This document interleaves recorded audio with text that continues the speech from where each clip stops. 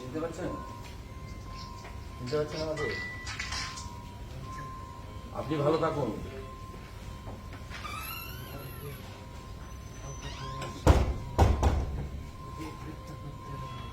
শওকত মোল্লাকে আপনার আবেদন আমি ঠিক জায়গায় পৌঁছে দেবো। ক্লাভিকলে ফ্র্যাকচার একটা অ্যাসেস করেছে, আপনি সব করেছেন? এমআরআই সেগুলো সব পরে আসছে স্যার, আস্তে আস্তে। রিপোর্ট যেটা আছে আপনার দেখি, কয়েকটা রিপোর্টস এসছে, যেটা হচ্ছে আপনার সেরোলজি এসছে, ব্লাড রিপোর্টস বলে আমি আপনাকে বলি।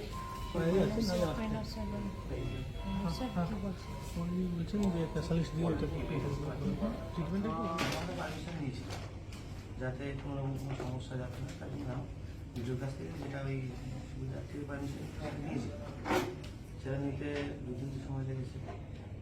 থানা পারমিশন এসেছে, সেইভাবে আমার প্রস্তুতি নিয়েছি। তার আগের দিন রাত্রে আমার বাড়িতে বসেছিলাম 18-20 জন মতো।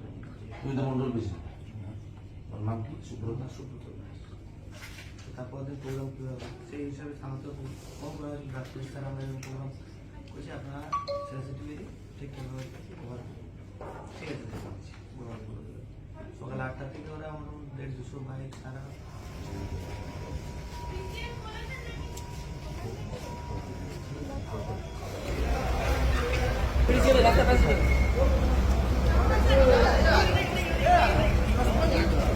কিছু বলবেন?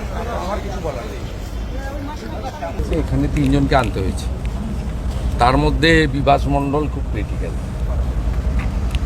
মানে ওনার জ্ঞান পর্যন্ত নেই, কলার বোন ফ্র্যাকচার আছে, সিরিয়াস ফ্র্যাকচার আছে এবং ড্রাউজি আছে।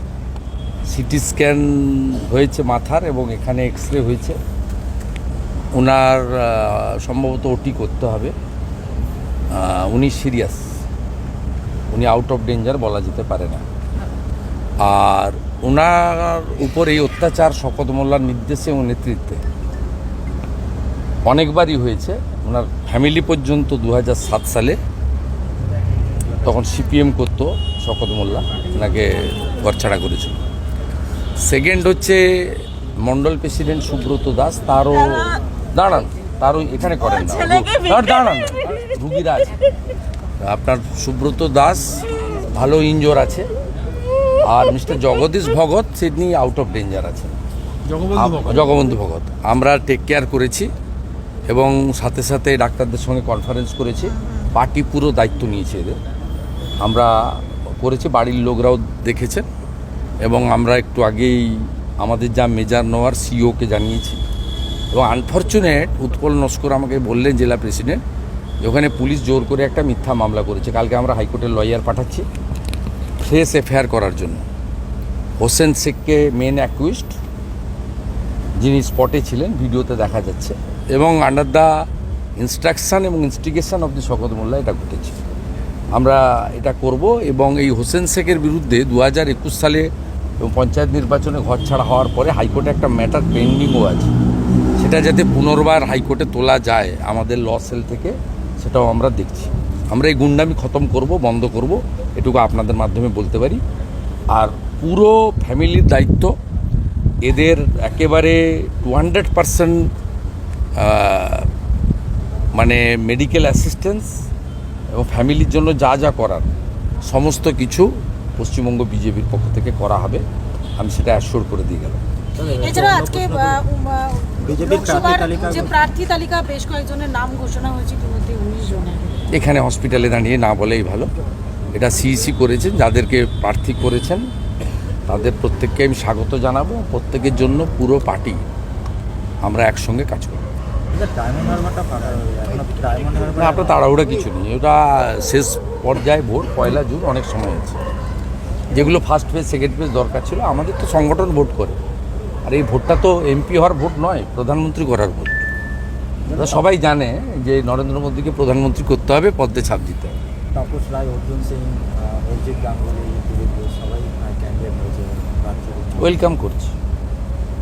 যাদের পার্টি মনে করেছে সিইসি বিজেপির হাইয়েস্ট, জেপি নাড্ডা চেয়ার করেন, প্রধানমন্ত্রী থাকেন, অমিত শাহজি থাকেন, রাজনাথ সিংজি থাকেন, এরা যা ডিসিশন করেছে we all are discipline worker, আমরা মনে করি সঠিক সিদ্ধান্ত নিয়েছেন, আমরা সবাই মিলে কাজ করি।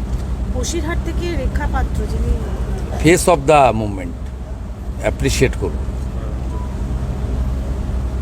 পাত্রপাড়া থেকে আন্দোলন হয়েছিল, পশ্চিমবাংলার নারীদের ইজ্জত লুণ্ঠনকারী তৃণমূল এবং তার যে শাহজাহান কোম্পানি, তাকে বার্তা দিয়েছে দল, এবং উনি হচ্ছেন ফেস অফ দ্য মুভমেন্ট। অনেকেই করেছেন, কিন্তু একটা সিম্বলিক ফেস থাকে, দুজনকে তো দাঁড় করানো যায় না, 5 জনকেও যায় না, মুভমেন্ট একা হয়নি, অনেকে মিলে করেছে, কিন্তু ভালো করেছে। এবং সবচেয়ে বড় কথা হচ্ছে দলিত পরিবারের মহিলা, একেবারে ফিশারম্যান কমিউনিটি থেকে, পৌর ক্ষত্রিয় থেকে আসছেন, এবং রিমোট এলাকা থেকে। এটা ভারতীয় জনতা পার্টিতেই সম্ভব। দিলীপ ঘোষকে তার কেন্দ্র থেকে সরিয়ে অন্য কোথাও পাঠানো হয়েছে। দিলীপদার সঙ্গে কথা বলেই মনে হয় পার্টি সিদ্ধান্ত নিয়েছে, আমি ওয়েলকাম করছি। দিলীপদা রাজ্যের নেতা, 42টা কেন্দ্রের মধ্যে SC ST রিজার্ভ ছাড়া যেখানেই দিলীপ ঘোষ দাঁড়াবে সেখানেই জিতবে। He is the leader. Paschimbanga বিজেপির কর্মীদের মনে ওনার একটা অন্য জায়গা আছে, অনেক ভোটে জিতবে। Thank you.